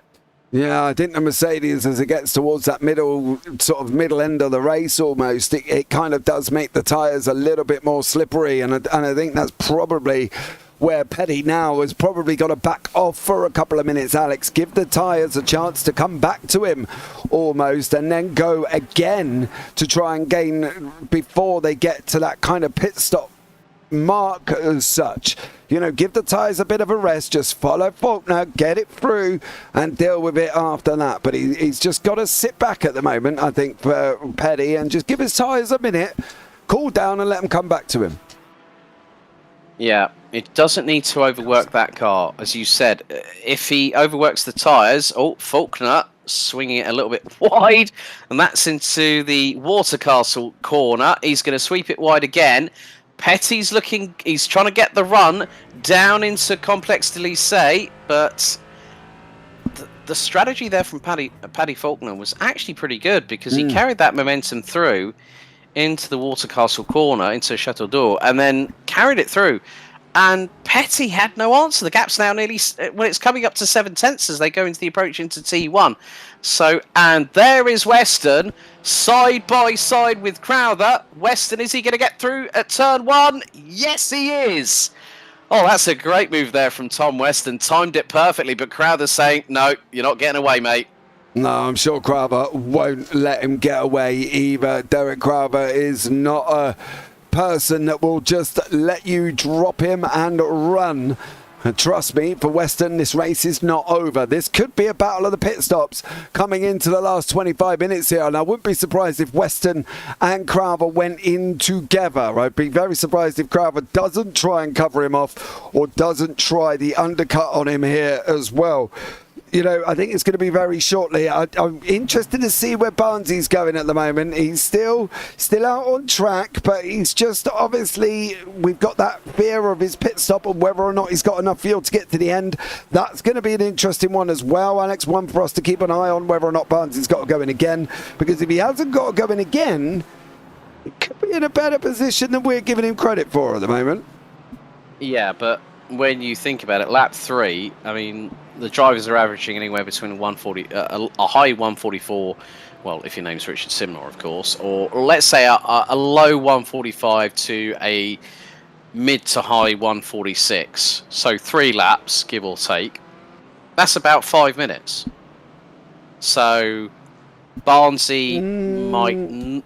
Well, it depends on, obviously, whether he RTG'd, whether he returned to garage after the incident, or dragged it round for a lap and got it in. But then he would have spent a bit more time on that slowdown lap going into the pit lane after that massive shunt. I can tell you now, he jumped to pits. Yeah, when he attempts to pits and attempts to get to the pits. No, he jumped to the pits. He went straight. He towed into the pits. But mind you, it wouldn't have been as long though, Alex, because he was right next to the pit wall. Yeah, but then that says to me, if they can run for 30 to 35 minutes on a full tank of fuel, well, that says to me Barnsley's got a splash and dash to deal with. Yeah. Don't know. Oh, I don't know. I do love a good fuel strategy, but for Barnsley, if I was him, I'd be looking at fuel saving. If Steinveman went in on that half an hour mark, which is roughly when he went in on lap 8, and he's looking at going to the head. Barnsley wasn't that far behind him in conjunction if he's had to sit and wait for his toe. Then he's had to do his pit stop as well. Then he's had to go out again. I don't know, I think it's going to be very close here, whether or not Barnsley has got to go out. And I'd be interested to find out how much fuel he had left come the end, to be honest. Oh, that's Piercy and Danny Weston up the inside of Stuart Gibbons, who drops to 9th. Danny leading the AM classification, got what was it, 3rd place I think in the sprint a little bit earlier on, did Danny? So he's now leading second. So he's looking very, very strong as the number 69 Mercedes. But Mikey Pierce is giving him chase. Stuart Gibbons is about 8/10 off of the number 28. Christopher Evans is about a further 1.1 seconds, but Christopher has just put in his fastest lap of the race. So is Stuart Rice, so is Gavin Petty. Petty's done a 1:45.7 previously on lap 11, but no one apart from Richard Simnor has been in the 1:44s. There you see Mikey Pierce closing in on Danny Weston. Uses a little bit more of the curbing going through turn 17, and he's right on the back bumper. What's Weston got to do? He's got to make that back end of that Mercedes as wide as humanly possible going into Estoril as they head through turn number 1. Tighter line taken by Mikey Pierce. Stuart Gibbons is right there with him. That Merc has caught a little bit of a draft as a result of it, and now coming out through in towards Gulf and then into the run towards Adelaide, I think Stuart Gibbons might spring a surprise very, very shortly to be, what was it, 8 tenths behind. Oh, and then, it's gone. Mikey gone. Pearce, what you doing? He's gone straight on! He's missed it. He absolutely missed it. Now, whether or not that was an early miss, I don't know here, because Weston comes over at 1 minute. It'd be there. Oh, wow. Oh, he had to avoid him. He had to avoid him. But what's so Weston's pulled to the left. What's yeah. that early? I think we need to have a look at Stu Gibbons and see where he braked to make the corner, because Weston looks like he brakes. Oh no, Gibbo's on the brakes at the same time.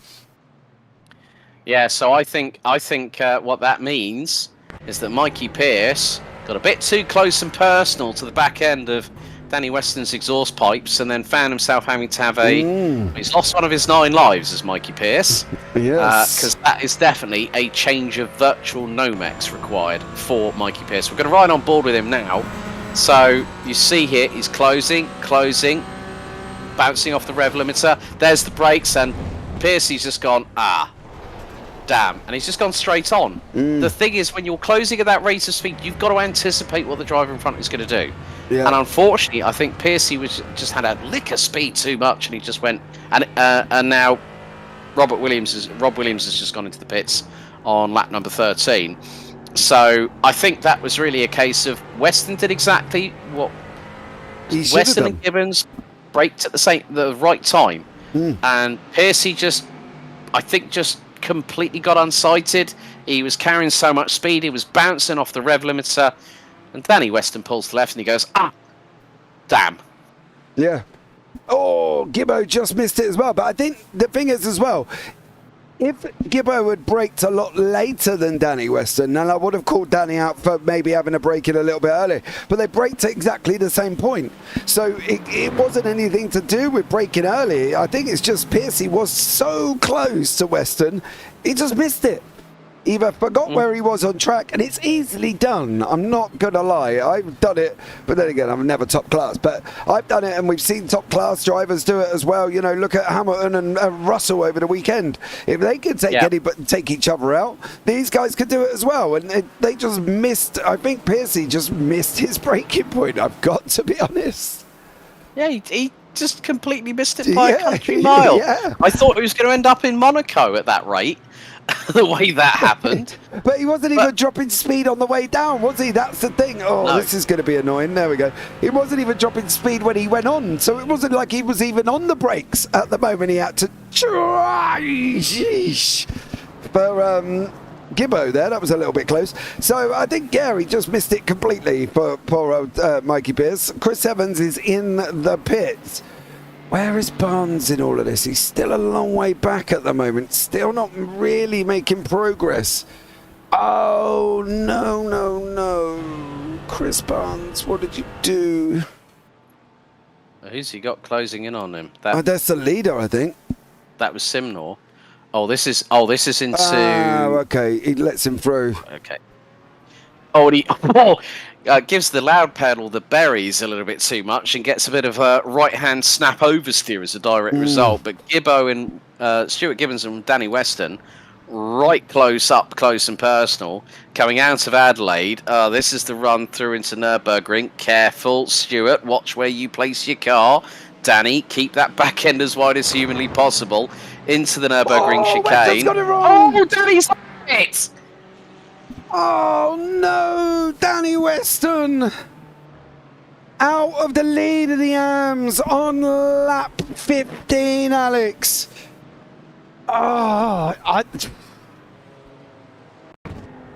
Okay. He's just taken too much curb into the first part of Nurburgring, and that's basically a copycat of what happened to. Look, I mean, it just like the right-hand side of the car was like Knight Rider on ski mode. Completely air catching underneath the car, and then it spins it around. Mikey Pollard and Derek Crowther have just pitted as well. But yeah, that was very much a Michael Seal moment there for Danny Weston. All that hard work just coming undone. Now we've got Chris Evans and Tano Oromets battling away over what is effectively 5th place in the AMS at this time. So this is a very, very good battle. I mean, we saw the great battle between Barnesy and also Oromets last time out at Brands Hatch. It was an absolute pearler because we didn't know who was letting who through first. And this is for P5 in the class. So yeah, I just feel for Danny Weston. Yeah, I really do. He done it's just so a mistake. well. Yeah, it was a mistake.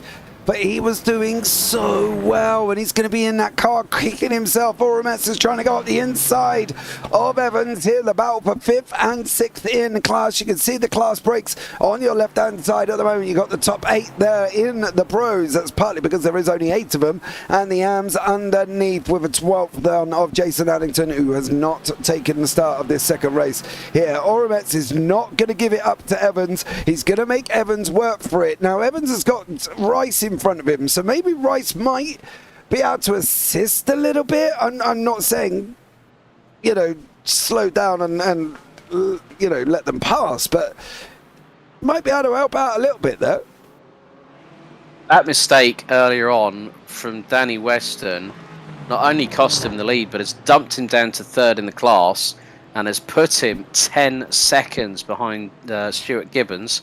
Mikey Pearce now finds himself in P2. So this is the battle for 4th, 5th and 6th. So Rice leading Evans, leading Oromets. Tom Weston has just pitted in the pro class from 4th place, drops down to 5th as a result of Mike Pollard. But Stein Wienman has done a really good job. Gibbons now in pit road. So Piercy now takes the lead. Weston decides to now pit, as in Danny Weston. So I'm wondering to see how much shorter. Oh, that's close. Evans versus Oromets.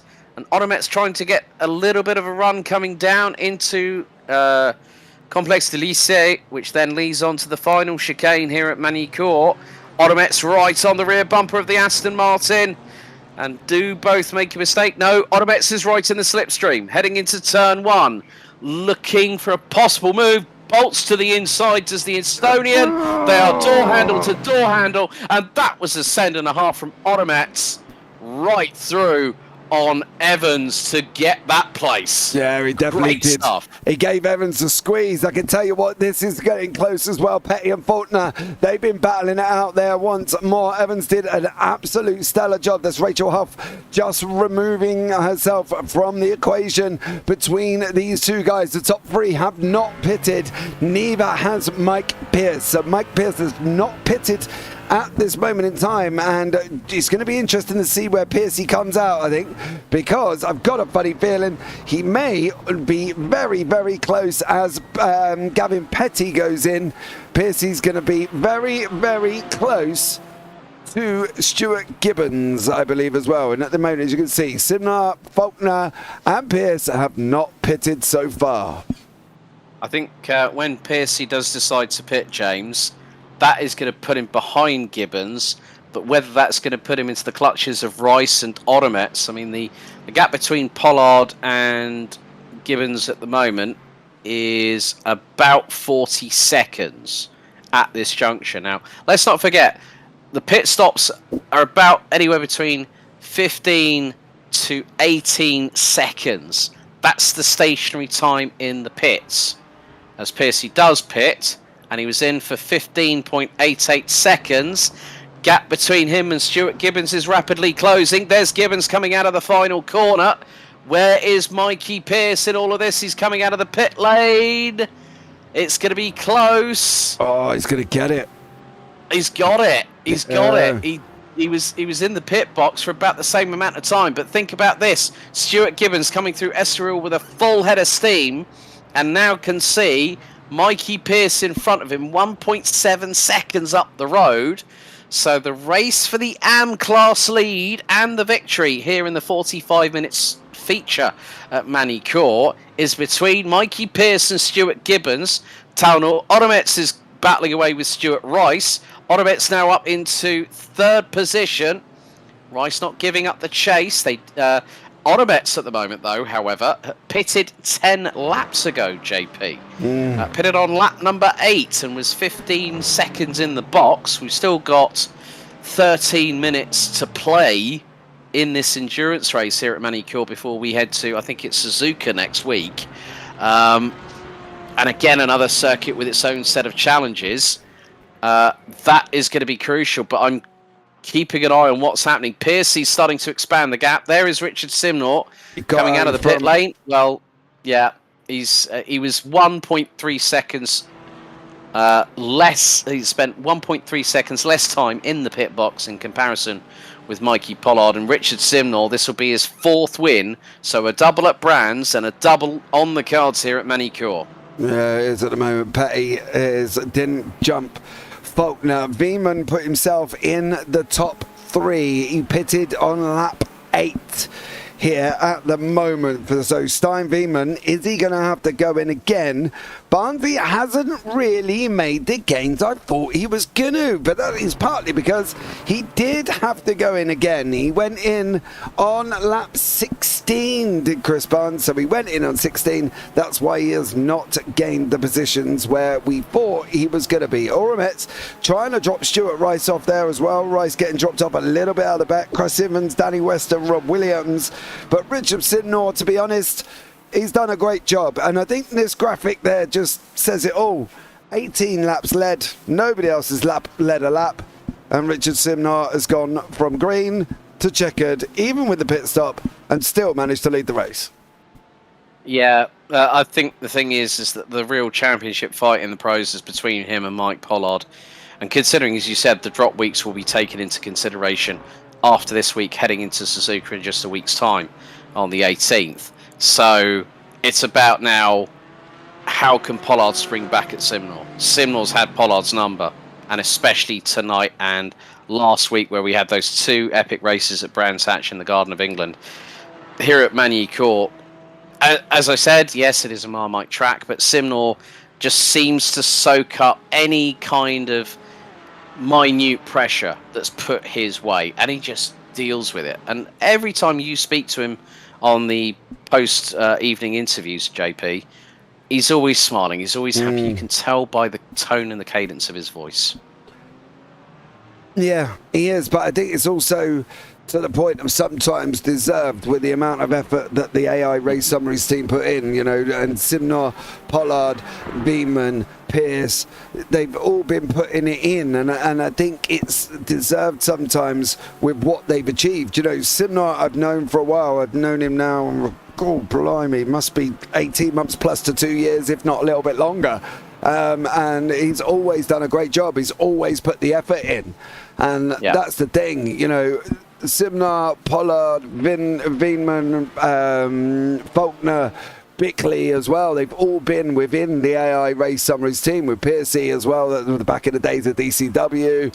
So they've always worked as a team, and I think that's what makes this team special. People say they work as a team, but they don't quite work as the team that these guys can demonstrate. You know, they will put on a practice session, they will go into the session, they will all help each other. They've even offered this week as well that their practice sessions are open to everyone in the league, so they're even trying to help everyone else at the same time. So I think it's great what the AI Race Summaries guys have done this season. They've really brought a different, fresh dimension into it as well. Would it have been nice to keep the likes of the Altitude Esports, Tim Perry and Adam Hedgecock? Absolutely. Would it have been nice to have Watson from last season as well, and Mark Fletcher? Absolutely. But other commitments hasn't allowed them to do this season, and as well, and I think that that then becomes where we're at now. You know, your evolution kind of takes place. It's never just one team, is it? You know, look at it. It was Williams, then it was Mercedes, then it was McLaren, then we've got Mercedes, now we've got Red Bull. There's always a team evolution within a league, and this season it is just the AIRaceSummaries.com team, and it's just how they're going to finish between them, I think. Yeah, very much the case. It just goes to, you know, the old saying, you reap what you sow. You know, you put the hard work in, you get the just rewards. And that's exactly what we've seen with the IO Racing Services crews. You know, they and I like the fact that they have said, we're going to put practice sessions on. And for everyone in the GT4 Series League here on JPB, it's open to everybody.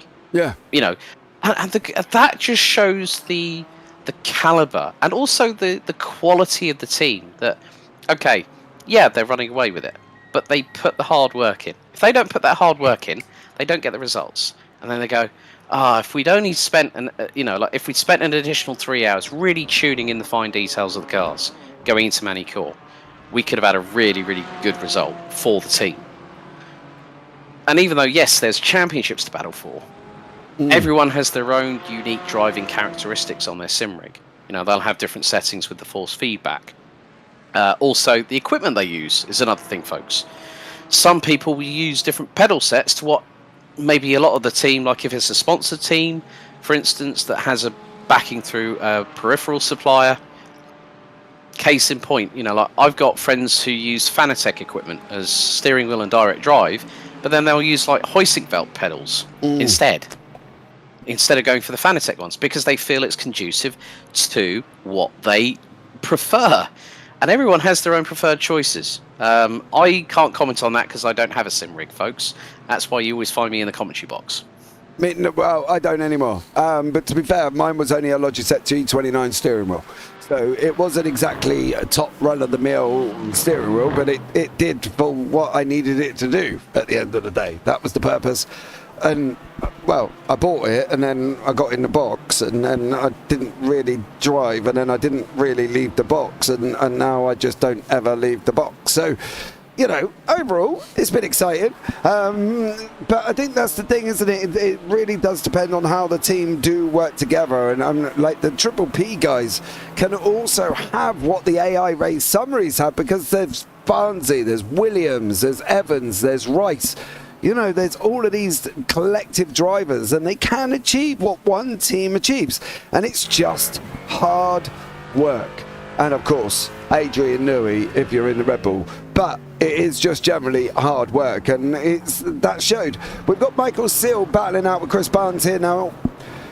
I think we don't really want this to happen again, but it is these same two drivers that got caught up in Seal's earlier incident and somewhat questionable rejoin.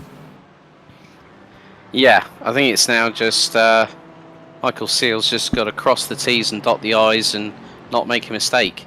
You know, we saw him twice go through that same chicane, getting major air, and it cost him big time. And especially when it cost other drivers opportunities, like Stefan Mellis's left front suspension being on the deck, not being able to control the 570S, and then Chris Barnes just completely being walloped as a result of the actions that we saw front and centre in our eyes, especially on the replay. It does go to show that people might say, oh yeah, well it was a stupid thing to do. Yeah, but the thing is, this is how drivers learn. If they don't make these mistakes on track, folks, we can give our opinion, myself and James, but if they come back the next race and go, right, okay, if I make a mistake again, I'm not going to do what I did last week. So they'll have taken that on board. They'll have looked at the replay through different angles as if to see what happened for them. Because they'll know through the force feedback that the steering wheel will be all over the shop and the car will feel light as a feather, and that will have a direct correlation to the way that the force feedback reacts. So from this, and I know for a fact that Michael Seal will be kicking himself saying, I've cost myself good points, but I've also cost others points as well, which is the biggest learning curve that you can have. So folks, we are 4 minutes away from the checkered flag, and on lap 24 Richard Simnor has a 6-second advantage over Mike Pollard as we are watching the battle for 16th on the road between Chris Barnes and Michael Seal. Not for positioning in their respective classes, because Michael's in the pros, Chris is in the AMs, but Mikey Pearce has expanded the lead in the AM classification, having started 15th, now currently 8th overall, ahead of Stuart Gibbons by 2.7 seconds, and a further 1.8 seconds behind is the Estonian wonder that is Tauno Oromets in the number 70 BMW. But I did say, when we got the feature race underway, watch for Stein Wienemann scything his way through to the field, Okay, yes, he's 14 seconds behind Mikey Pollard. But from 17th to 3rd, not a bad evening to round off. Yeah, absolutely. I do fully agree, and Stein's done a stellar job. We did talk about it at the beginning. We did say just about how far he was going to get, and he put out a master stroke, pitted with a half-an-hour mark, hasn't had to go back in. Michael Seal and Barnes is the closest battle on track. Yes, it is not for positioning class. Rachel Hoffer's at a moment, and unfortunately jumped straight back into the pits here as well. It's not been an ideal evening of racing here. Over the curb, get some air, bounce the car into the wall. Yes. Oi. There we go. Yeah. But still, credits where credits. As I said last week at Brands Hatch, Rachel has been an absolute trooper. She has gotten behind the wheel every single time and got into the race and has made it to the checkered flag pretty much most of the time. So credits to not having that never give up spirit as we ride on board with Michael Seal, who is now 3/10 behind Chris Barnes, heading through into turn 1, now into the right-hander here at Estoril. And again, Seal just taking a little bit of a different approach to Barnesy, because Chris Barnes takes a little bit... Oh, as I say that, Michael Seal goes off onto the gravel with the loud pedal full berries on at that moment, and still kept it fully lit and still kept it in the same direction. Well held. Yeah, stellar job there as well. Some of the latter cars are coming over the line. Stuart Rice here in that Aston Martin, sitting 4th in class as well. Barney is not going to be waving. I didn't think it was the last lap. I think it's next time round for Richard Simnott here as well. That unfortunately has just ended one of the few battles, well, the only battle that we did have running at the moment. We got Gavin Petty trying to make a move and trying to get close into Paddy Faulkner. Petty in the Merc has done really well this evening. A fellow Tottenham Hotspur supporter, I might add, as well. We do have a good chuckle at the fact that Spurs are top of the league. Like to point that one out as well, with 50 seconds remaining. But Petty has done a stellar job and a great evening for him. I'm sure he's going to be happy with this. Doesn't make every week, unfortunately, due to work commitments, but while he is here, he has a good old go, and I think that's what we love about racing series is the people that have a go, give it a go, have a good old go, and that's what I love. Well, Barney has already been busy waving the white flag because Richard Simnott is now on the final lap with 20 seconds on the timer remaining. And there is Veenman coming across into turn number 1. Great job by Stein here tonight. He's now 11.8 seconds. There's Derek Crowther currently rounding out the top 6 as he comes through the final chicane at turns 16 and 17 here at the Circuit Nevers de Magny Cours, a regular of the FFSA GT Championship run by Stefan Rettel, basically the SRO organisation. And we are back on board with Stuart Gibbons, who is on course for a 2nd place finish tonight behind Mikey Pearce. The gap has expanded to about 2.5 seconds, but look, the Estonian is not too far behind. There's Tauno Odomets. He's half a second behind him, and he's clawed back nearly 6.5 tenths on the penultimate lap of the race as the timer 20 seconds ago, over 40 seconds ago, hit 0 here at Magny Cours. Yeah, you can see Odomets has pulled chunks out of Gibbo over the last 5 laps here. Not gonna lie, it's going to be close. Petty is also going to be close to Faulkner as well. These guys are nose to tail as they're coming down into Imola 12 and 13. Alex, before we go into Chateau d'Eu, or Castle on the Water, or Castle round the water, or Water Castle, that would be the one. But Richard Simnott is going to come over the line. He takes the victory in the feature race there, Alex, with Mikey Pollard in 2nd place. A great 1-2 for the AI Racing Race Summaries Tracy team. And there he is, your third place and man. There is the Flying Dutchman, Stein Veenman, out of the final corner. He's made it from 17th at the start of the feature race to round out the podium. Paddy Faulkner and Gavin Petty have crossed the line respectively. They take 4th and 5th. Derek Crowther, we're waiting for him to come across the line. But there's Mikey Pearce well, wasn't exactly the best way for his evening to start. Started from 15th after dramas in the opening race of the evening.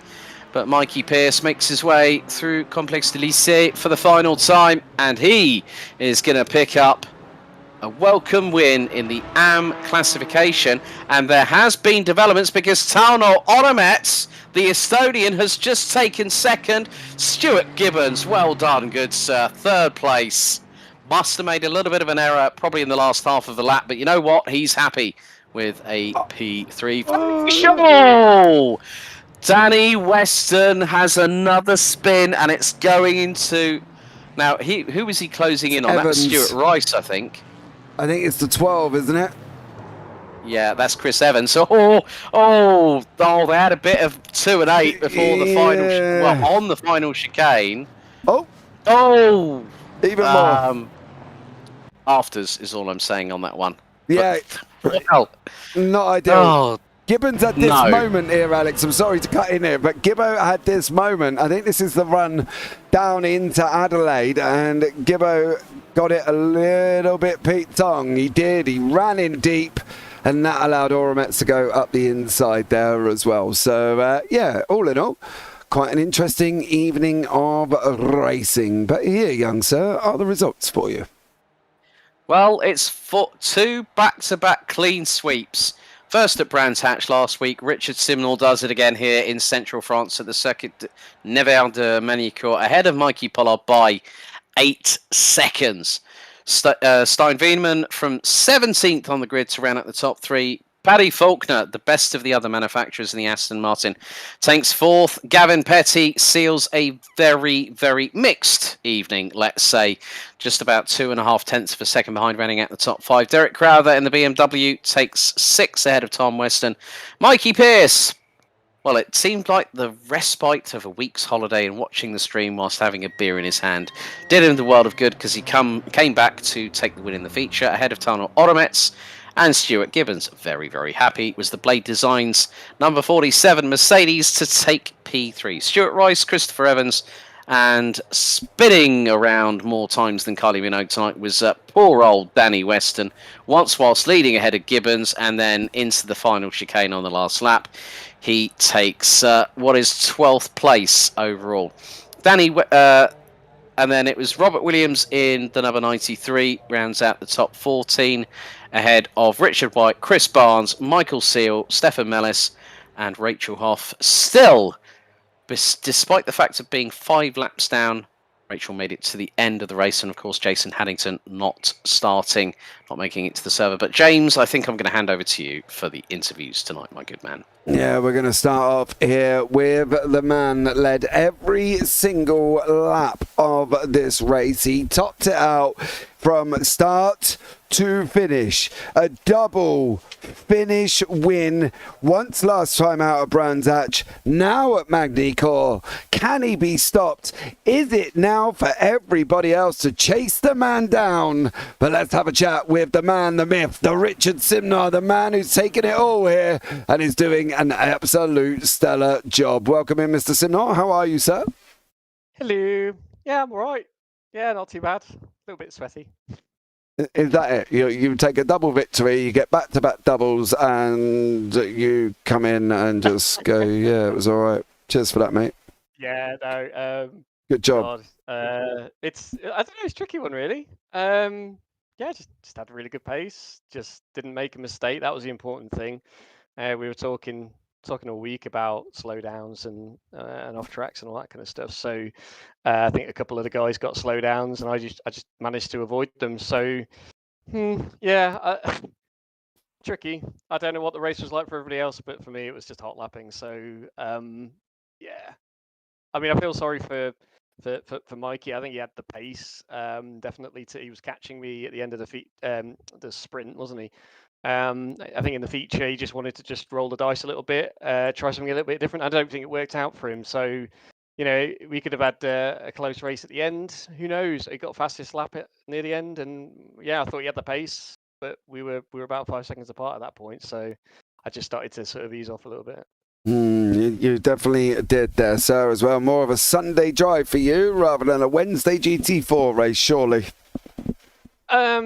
Very quick Sunday drive, I'll be honest. Hey. But I mean, I still had to hit all the marks. I think the real key takeaway for me was just being able to sort of be very metronomic in my lap time around what's quite a technical circuit. So yeah, I was quite happy with that. I bet you were there, young sir, as well. Well, thank you very much, Richard, for joining me. We have an interesting race next week. We go to Suzuka. What do you think of Suzuka? I think that's going to be a very different kettle of fish. Pollard and I have done that in TCRs together, and I know he's very quick. So yeah, keep an eye out on that one. I think he'll probably come out swinging because he'll need to. So yeah, I've just got to do what I can do to keep him behind, and we'll see what happens. Okay, mate. Well, Richard, thank you so much there for joining me. Anyone you want to shout out before we let you go? I don't know. Did you give Andy Jones driver a day? Andy Jones?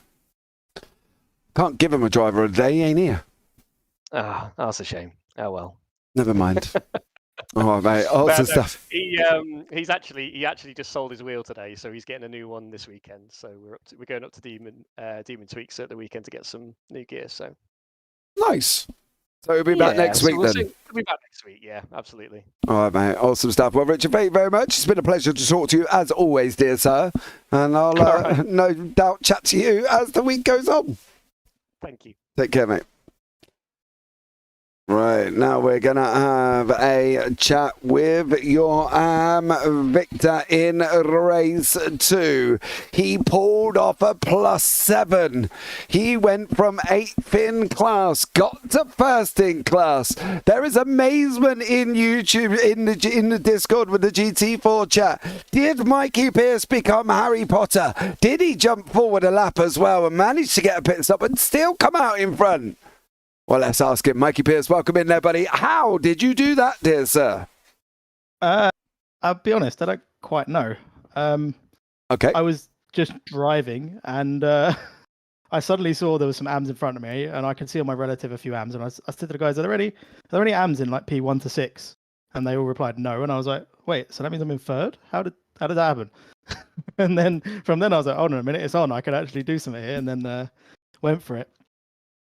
Well, you definitely did go for it, young man, and you definitely took the win here as well. It's going to give you a boost in a bit of the championship. Now, we have got drop weeks being added this week, so it's going to be interesting to see where you come out in conjunction with the drop weeks. I think it's going to be interesting with Barnsley's win in race 1, where you guys end up. Bit of a shocking race 1 for you. Yeah, I haven't had as much practice this week as I'd like. Obviously, I was away, and it kind of showed. I just was a bit all over the place. I just couldn't really keep it on track. I had all sorts of little issues, a spun, just tiny errors here and there, running wide, all sorts of problems, and just couldn't get it together. So then, like during the warm up, I just took sort of 5 minutes, cleared my head, come back, and was like, okay, I've got to try and do something here, and then just tried to put my mind to it. Really, had a few incidents along the way, caught out by a couple of people, more my fault than theirs, but yeah. It wasn't quite as clean as I would have liked it, but, you know, it worked. A win's a win, Mikey Pierce. A win is a win, dear sir. Well done for you taking your victory in the AMs. See where you come out with the drop weeks applied as well. It's going to be exciting. But, Mike, anybody you want to give a shout out to before I let you go? Yeah, Andy Jones and the Magic Pebble, I think they're the two we got to shout out, really. Oh, that Magic Pebble. And Richard didn't actually mention the Magic Pebble. He did, however, mention Andy Jones, so who again, I'm disappointed. Well, he ain't got a wheel, so you got to give him a little bit of a credit, mate. Yeah, we still got to shout him out, right? We can, yeah, you can still shout him out. Shout out whoever you want. Shout out Jaffa Cakes if you want, because let's face it, are they a biscuit or are they a cake? Who knows? That is going to be my victory meal. It's going to be Jaffa Cakes. Oh, fair play, dear sir. Fair play. But Mike, well done there, bud. Look forward to seeing you next week. How you get on at Suzuka? Cheers. Cheers. Right, and the third and final interview here this evening is one Mr. Stuart Rice. Took 4th place in race 2 here, somewhat of an up and down race 1. Let's have a chat with him and find out how he got on here this evening. Stuart Rice, welcome in, dear sir. How are you? I am good. I'm still not sure what happened in those races. Well, it was yeah. Mikey Pierce was Harry Potter. He went forward in time and overtook you all on the pit stops, so he did a great job there. But for you, what about your evening, though? Let's not worry about how Mikey got there. Let's worry about yourself. How did you get on? I think it probably could have gone the best I could have got. Normally, I'm not the best at pit stops. I think that's where both myself and shout out to Chris Evans and Triple P, both actually did reasonably well. I think I made the mistake in not trying to pull an undercut. It's a short pit lane. There was a chance that the undercut would be very powerful, and I think that's pretty much how Pierce managed to get that jump in the pit lane. And it is just purely strategy, which is fair play to him, because it's brilliant. Yeah, it definitely was a brilliant race in there as well. Going on to Suzuka next week, Stuart, how do we feel Suzuka's going to be for you? I think these Astons have they definitely have the pull on the top end, which it lends itself to Suzuka. The corners are quite fast as well. The ones that are on the track are quite quick, and this car does have a tendency to like being pulled around by a little bit of oversteer or understeer as well. It's basically a balancing out with the Aston of how you drive it. It's very tail happy. I'm looking forward to Suzuka. I personally think it should be a good track for the Aston, but we've got to wait and see, I guess. Yeah, absolutely. Well, Stuart, well done. Congratulations on your 4th place there, buddy, in race 2. Anyone you want to shout out before we let you go? Honestly, Chris Evans, because he probably shouldn't have done that race. He's very, very ill, but he still managed to pull through into the position he did, which is blooming impressive. Yeah, absolutely. Well, Stuart, thank you so much for having a chat with us, and we'll look forward to having a chat as the season goes on there, buddy. Thank you very much. Well, there you go, Mr. Goldschmidt. 3 very happy drivers here for a chat. But that, dear sir, has been an interesting evening of racing. Yes, it has indeed. So, merci beaucoup, Manicure, and konnichiwa, Suzuka, in a week's time. For those folks that want to continue watching plenty of racing action on the JP Broadcasting Network, what have we got coming up? Well, double bill tomorrow night. Evolution Sim Racing Season 2, Round 3, live from the Circuit de la Sarthe at Le Mans. And then the Radical Race Series Season 4, Round 5, in the iconic Ardennes Forest in Belgium at Spa. And then we've got round 3 of the JPB TCR American Tour at Mosport Park. And then, well, everyone's favourite Formula 3 class here on JPB is, of course, IGB Fun Season 4, Round 5 from the Styrian countryside at the Red Bull Ring. You know what? I've really enjoyed what we've seen so far over these 6 rounds. But Suzuka, again, it's another challenge, and I think Stuart Rice summed it up very, very well, that the Astons are going to have a bit of waft behind them, the Mercs are going to do so as well, but it is a handling circuit. It's one of 2 Grade 1 FIA figure of 8 circuits along with Ferrari's test track at Fiorano. I think we could have a real good slobber knocker in Japan next week, and I can't wait, mate. I really can't, but you know, it was great. It was exciting. We had some incidents, we had some accidents, we had a redress that prompted a lot of discussion earlier on in race 2, but bring on Suzuka and Japan next week, buddy. Yeah, absolutely. There, guys, as well. Well, thank you so much for everybody who's joined us here. Handsome Stu coming quite late. John O'Cook, Bickley, Stuart Bickley, obviously Austin, Ria, Phil, as always, much love to you guys. Don't forget, like, subscribe, turn on the bells. We are back tomorrow night, as Alex has said. But it's time now to end this one from myself, James Parfitt, and Alex Goldschmidt up here in the JPB booth. As always, guys, take care. Have a great week. And you never know, we might see you on the track sometime. Good night.